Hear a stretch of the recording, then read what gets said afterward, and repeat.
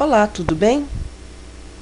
No estudo passado, nós vimos que no sonho de Nabucodonosor, uma pedra, não lançada por mãos humanas, bateu nos pés da estátua e a esmiuçou. E essa pedra cresceu até se tornar bem grande. E vimos também que essa pedra se refere a um reino que viria, um reino diferente dos outros reinos. Hoje nós vamos estudar sobre essa pedra. Vamos ver então quem é essa pedra. Atos, no capítulo 4, versículo 10 e 11. Ele é a pedra que foi rejeitada por vós, os edificadores, a qual foi posta por cabeça de esquina. O texto aqui se refere a Jesus. Está dizendo que ele é a pedra que foi rejeitada, porque quando ele veio aqui nesta terra pela primeira vez, como um inocente bebê, ele aqui cresceu e pregou o evangelho, morreu no nosso lugar. E muitos o rejeitaram. Por isso diz aí que ele é a pedra que foi rejeitada. Diz o texto também que ele é a pedra que foi posta por cabeça de esquina. Esse termo se refere à pedra principal da construção de uma casa. Ou seja, para nós, hoje em dia, seria a coluna principal de uma casa. A coluna do canto de uma casa. Sem a coluna, essa estrutura fica fraca e a casa pode cair. Existem ainda outros textos que confirmam que Jesus é esta pedra. Vamos vê-los. Mateus capítulo 16, versículos 16 e 18 diz: Pois também eu te digo que tu és Pedro, e sobre esta pedra edificarei minha igreja, e as portas do inferno não prevalecerão contra ela. Infelizmente, algumas pessoas, até mesmo uma denominação, acaba interpretando esse texto erroneamente. Mas se nós buscarmos ele no original, nós veremos a explicação não é bem o que andam falando por aí. No original, o nome Pedro e a palavra pedra são semelhantes, parecidos, não iguais. Quando Jesus diz tu és Pedro, estava se referindo a Pedro. No entanto, quando ele diz esta pedra, ele está se referindo a ele. Ele é esta pedra, sobre ele foi edificada a igreja, sobre ele Jesus. E diz inclusive, completando esse termo, que as portas do inferno não prevaleceriam contra esta pedra, que é Jesus. Inferno, no original, quer dizer sepultura, ou seja, as portas da sepultura não prevaleceriam contra Jesus. E realmente assim o foi. Jesus morreu crucificado numa cruz, foi para a sepultura, mas não ficou ali. Ele ressuscitou, como diz o relato bíblico. Portanto, o inferno não prevaleceu contra ele, ou seja, ele não continuou na sepultura. Ele ressuscitou para nossa alegria. Pedro, pelo contrário, está dormindo até o último dia, quando Jesus virá. A Bíblia compara a morte daqueles que estão salvos como um sono, porque eles vão ressuscitar novamente por ocasião da volta de Jesus. Mas esse é o estudo que nós veremos mais adiante. O livro de João, no capítulo 10, versículos 17 e 18, confirmam que Jesus morreu, mas também que ele ressuscitou e que ele tem poder para dar a vida e também para tomá-la. Leiamos. Por isso o Pai me ama, porque dou a minha vida para tornar a tomá-la. Ninguém me tira de mim, mas eu de mim mesma dou. Tenho poder para dar e poder para tomá-la. Este mandamento recebi de meu Pai. Vejamos ainda outro texto que fala da ressurreição de Jesus. Apocalipse, capítulo 1, versículo 18. E o que vive e fui morto, mas eis aqui estou, vivo para todo sempre. Amém. E tenho as chaves da morte e do inferno. O texto aqui se refere a Jesus. Ele tem as chaves da morte e do inferno, ou seja, da sepultura. Ele morreu, mas ele ressuscitou. E assim nós também, se viermos a descansar, mas tivermos fé em Jesus, nós um dia ressuscitaremos, porque ele tem poder sobre a morte. Outro texto que também fala que Jesus é esta pedra está em 1 Coríntios, no capítulo 10, versículo 4. E beberam todos de uma mesma bebida espiritual, porque bebiam da pedra espiritual que os seguia. E a pedra era Cristo. Existem vários textos confirmando que Jesus é a base do cristianismo, e não Pedro, como diz uma denominação. É sobre ele que a igreja cristã foi fundamentada. Quando Jesus morreu na cruz, os discípulos ficaram muito tristes e choraram, porque eles estavam acostumados a andar com Jesus diariamente, 24 horas por dia. E de repente, aquele Messias que eles amavam, aprenderam a amar, de repente morre ali numa cruz. Mas, para a alegria deles, Jesus ressuscita e aparece no meio deles. No entanto, ele deu uma notícia não muito feliz naquele momento para os discípulos. Ele diz que ele não continuaria ali com eles, que ele ascenderia ao céu, que ele subiria ao céu. E, naturalmente, mais uma vez os discípulos se entristeceram. Mas Jesus deixou para eles uma promessa que acalentou o coração deles. Esta promessa nós encontramos no livro de João, no capítulo 14, versículos 1 a 3, que diz: Não se turbe o vosso coração. Credes em Deus, credes também em mim. Na casa de meu pai há muitas moradas. Se não fosse assim, eu vou-lo teria dito. Vou preparar-vos lugar. E se eu for e vos preparar lugar, virei outra vez. E vos levarei para mim mesmo, para que onde eu estiver, estejais vós também. Jesus afirmou aos discípulos e também a nós, que amamos esse Jesus, que ele voltará outra vez. E a pergunta natural que vem a seguir a uma promessa dessa é: quando? Foi essa mesma a pergunta que os discípulos fizeram a Jesus. Quando ele voltaria outra vez? Mas eu vou deixar você curioso e vou responder essa pergunta apenas no nosso próximo estudo. Vamos continuar falando ainda sobre a volta de Jesus. Como será que Jesus vai voltar? Será que ele virá pelos olhos da fé, como dizem alguns? Será que ele virá apenas espiritualmente? Ou será que nós o veremos? O livro de Atos, no capítulo 1, versículos 9 a 11, nos responde essa pergunta. E quando dizia isto, vendo-o eles, foi elevado às alturas.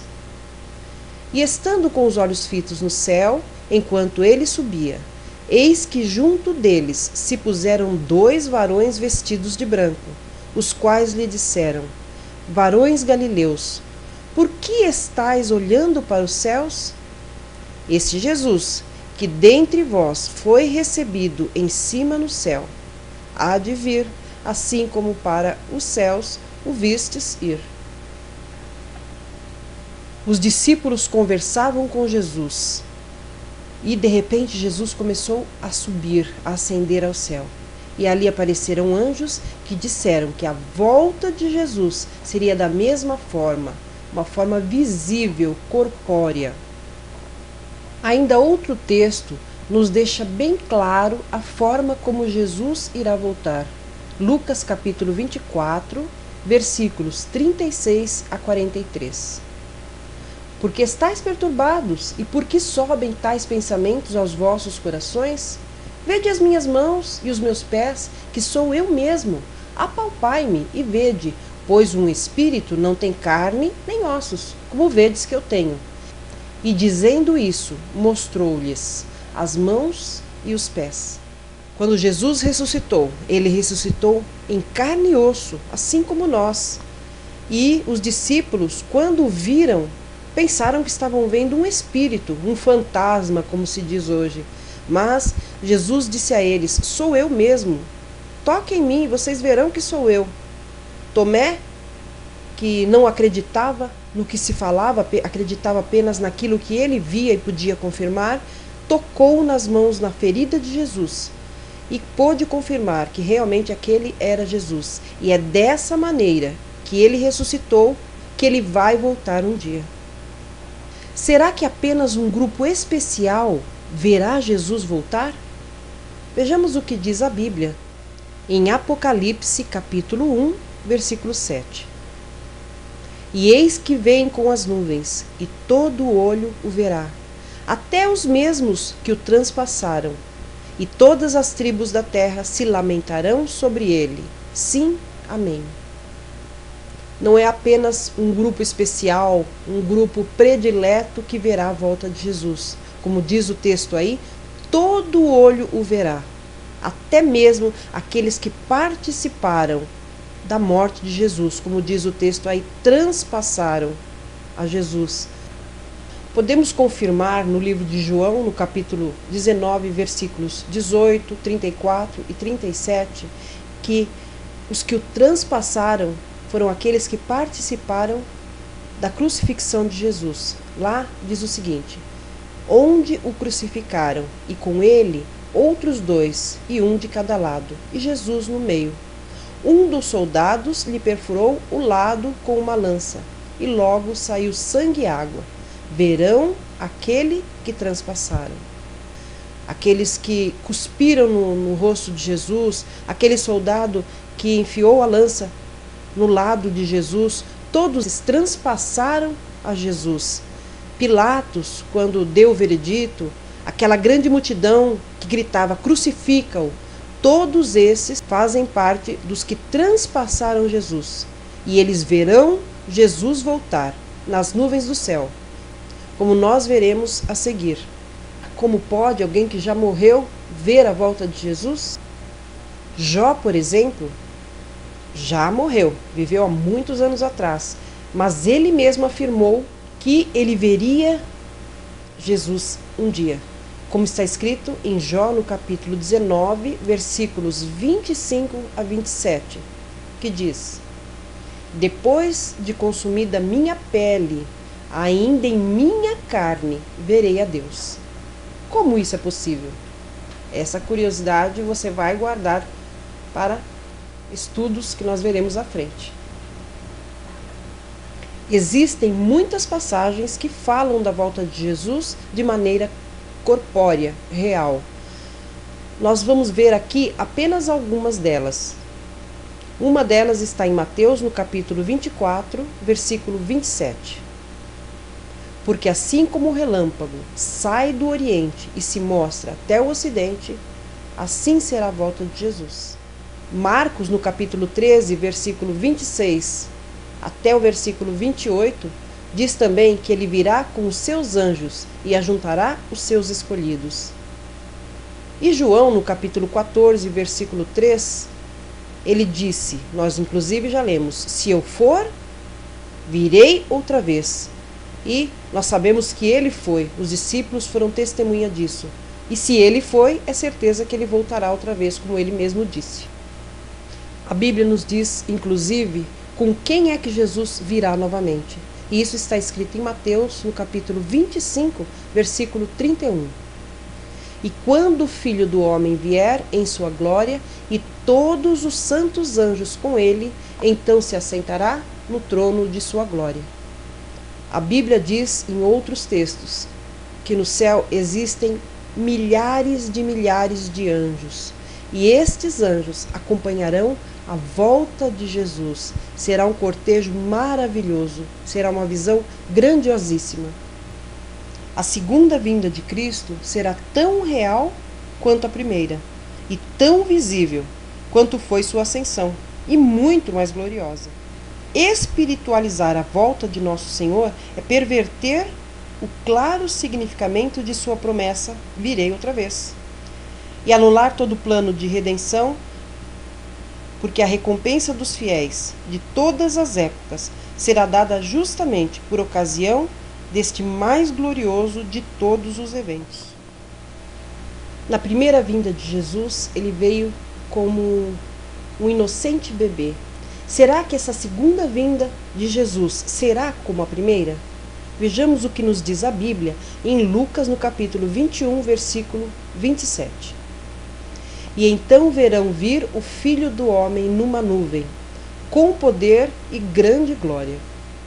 Podemos ver aqui que Jesus virá de uma maneira diferente, não mais como uma pequena criança inocente, inofensiva, mas virá com todo o poder e com grande glória, como ele o é realmente.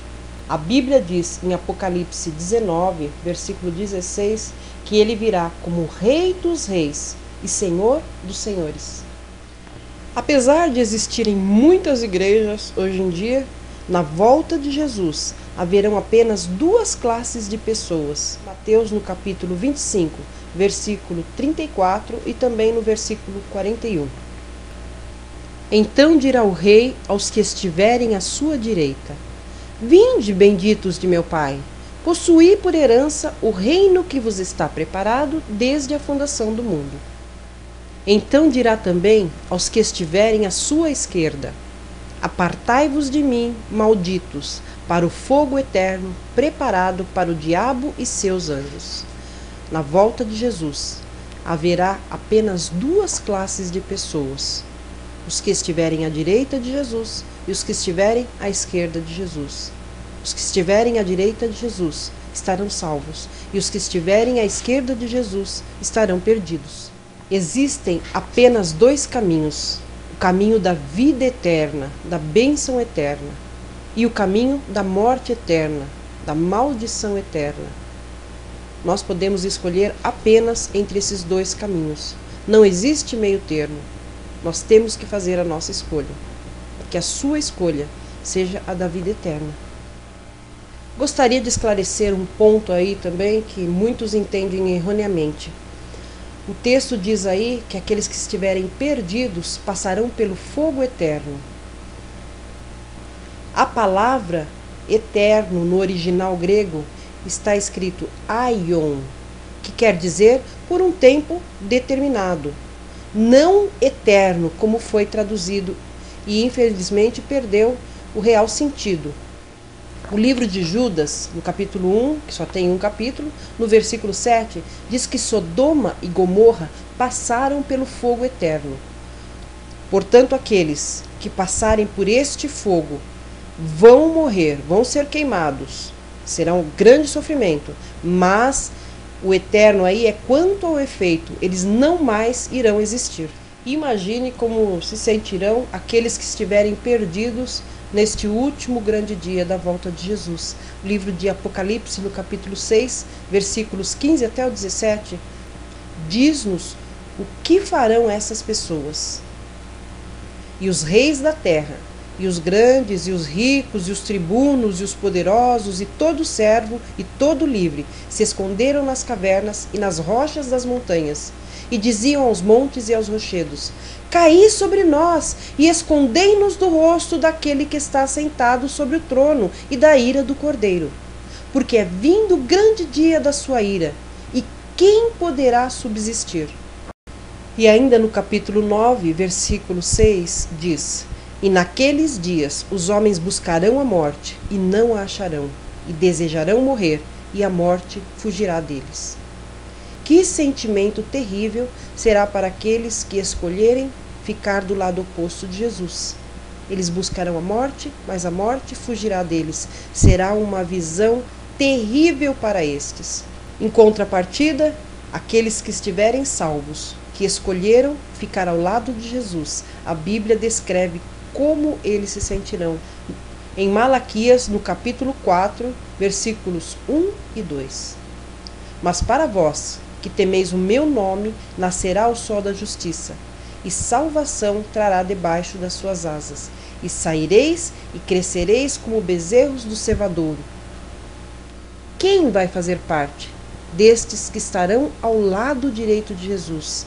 A Bíblia nos responde em 2 Timóteo, no capítulo 4, versículos 6 a 8. Porque eu já estou sendo oferecido por aspersão de sacrifício, e o tempo da minha partida está próximo. Combati o bom combate, acabei a carreira, guardei a fé. Desde agora a coroa da justiça me está guardada, a qual o Senhor, justo juiz, me dará naquele dia, e não somente a mim, mas também a todos os que amarem a sua vinda. Quem fará parte daqueles que estarão ao lado direito de Jesus? Aqueles que amarem a sua vinda. Você ama a volta de Jesus? Eu amo. Espero que a sua resposta seja sim. Se esta for a sua resposta, você também fará parte desses que estarão à direita de Jesus. A Bíblia também diz o que dirão as pessoas que estiverem aguardando a volta de Jesus. Isso está escrito em Isaías, no capítulo 25, versículo 9. Este é o nosso Deus a quem aguardávamos, na sua salvação gozaremos e nos alegraremos. Aqueles que estiverem salvos na vinda de Jesus, quando virem nas nuvens do céu, dirão: olha, este é o Deus que nós estávamos aguardando. Reconhecerão a Jesus e se sentirão felizes. Veja que advertência Jesus nos dá, para que nós não sejamos apanhados de surpresa quanto à sua vinda. Isso está escrito em Lucas, no capítulo 21, versículos 34 a 36. E olhai por vós, não aconteça que os vossos corações se carreguem de glutonaria, de embriaguez e dos cuidados da vida, e venha sobre vós de improviso aquele dia, porque virá como um laço sobre todos os que habitam na face de toda a terra. Vigiai, pois, em todo o tempo, orando, para que sejais havidos por dignos de evitar todas essas coisas que hão de acontecer, e de estar em pé diante do Filho do Homem. Jesus nos alerta a vigiarmos e orarmos, para que não sejamos pegos de surpresa. Devemos estudar a sua palavra, para saber qual é a sua vontade para as nossas vidas, e assim estaremos preparados para aquele grande dia. Agora vem aquela grande pergunta que não quer calar: quando será a volta de Jesus? Vejamos o que diz o livro de Mateus, no capítulo 24, versículos 42 a 44. Vigiai, pois, porque não sabeis em que dia vem o vosso Senhor. Sabei, porém, isto: se o dono da casa soubesse a que vigília da noite havia de vir o ladrão, vigiaria, e não deixaria minar a sua casa. Por isso também vós, apercebidos, porque numa hora em que não penseis, virá o Filho do Homem. A Bíblia diz que Jesus virá como um ladrão. Se o dono de uma casa soubesse a que hora da noite o ladrão viria, ele ficaria preparado e não seria pego de surpresa. É assim que Jesus virá. Por isso, nós temos que ficar apercebidos, como diz o texto. No próximo estudo, nós saberemos como ficar preparados para esse dia. Jesus, quando esteve aqui na terra, também não sabia quando seria a sua volta. Apenas, como ele mesmo disse, o Pai que está no céu. Hoje, que ele está lá no céu, ele também sabe a data exata da sua volta. Mas apenas ele e o Pai, nós não sabemos. Algumas pessoas dizem que Jesus disse que voltaria, mas aparentemente ele está demorando muito. Alguns dizem nossos pais, os nossos avós já diziam que Jesus ia voltar e até hoje ele não voltou. Que atitude nós devemos tomar com relação a essa aparente demora da volta de Jesus? A própria Bíblia nos responde, no livro de Tiago, no capítulo 5, versículos 7 e 8. Sede, pois, irmãos, pacientes até a vinda do Senhor. Sede vós também pacientes, fortalecei os vossos corações, porque já a vinda do Senhor está próxima. A nossa atitude com relação a essa aparente demora deve ser de sermos pacientes, aguardar com paciência, porque Jesus, como diz aqui, está próximo. A sua vinda está próxima. E ele nos deixa alguns vislumbres do que nos aguarda após a sua volta. Veja o que ele diz em 1 Coríntios, no capítulo 2, versículo 9. Mas, como está escrito, as coisas que o olho não viu e o ouvido não ouviu e não subiram ao coração do homem são as que Deus preparou para os que o amam. Você deseja ter um carro do ano, um carro novo, uma casa maravilhosa? Você quer ter um cargo onde o seu salário te deixe tranquilo? O que Deus tem preparado para você é muito melhor do que qualquer coisa que você possa imaginar. Você deseja ter uma mansão? O que Deus tem preparado para você é muito maior do que qualquer coisa que você possa imaginar. Como diz o texto, Ele está nos preparando coisas que o olho jamais viu, que o ouvido jamais ouviu e que jamais nós desejamos em nosso coração. É algo além da nossa compreensão. Vale a pena nós estarmos preparados para esse grandioso dia. A Bíblia diz que próximo à volta de Jesus, o mundo estaria como nos tempos de Noé, próximo ao dilúvio. As pessoas estariam casando, dando-se em casamento, bebendo, vivendo como se nada fosse acontecer. E é exatamente assim que vivemos em nossos dias. As pessoas só se preocupam com o prazer, com os bens materiais e não se preparam para a vinda de Jesus que está próximo. E assim como nos dias de Noé, o mundo foi pego de surpresa, também será na volta de Jesus, que você e eu passamos parte daquele pequeno grupo. Assim como na família de Noé estavam preparados para o dilúvio, que nós estejamos preparados para a volta de Jesus. Existe um peixe que vive no mar chamado peixe-barbeiro. E dele dependem alguns dos maiores peixes que existem no mar. O peixe-barbeiro, ao ser visitado por um peixe maior, ele se movimenta ao redor do corpo deste peixe maior e o limpa. Tira de sua pele os parasitas e também os detritos. Os peixes maiores chegam a fazer filas para serem limpos por ele. E apesar de serem maiores, os peixes não devoram esses peixes barbeiros. Pelo contrário, deixam que estes se movimentem livremente por dentro e para fora de sua boca, onde os pequenos peixes limpam os agudos dentes dos peixes maiores. Esses peixes se alimentam de resíduos que se encontram na boca desses peixes maiores. No entanto, existe um peixe bem parecido com esse peixe barbeiro. É um peixe monstro malvado, que exteriormente se parece com o peixe barbeiro. Ele imita o peixe barbeiro para atrair os outros peixes, e quando estes são atraídos, vem um cardume desses peixes e atacam e devoram os peixes que foram enganados. Assim também, nós devemos estar atentos para não sermos enganados nem apanhados de surpresa. Minha decisão. Após ter compreendido que Jesus em breve voltará, decido hoje me apegar às promessas da sua palavra e fazer todos os preparativos para estar pronto naquele glorioso dia e também ajudar meus parentes e amigos a se prepararem para encontrarmos com Jesus nas nuvens do céu.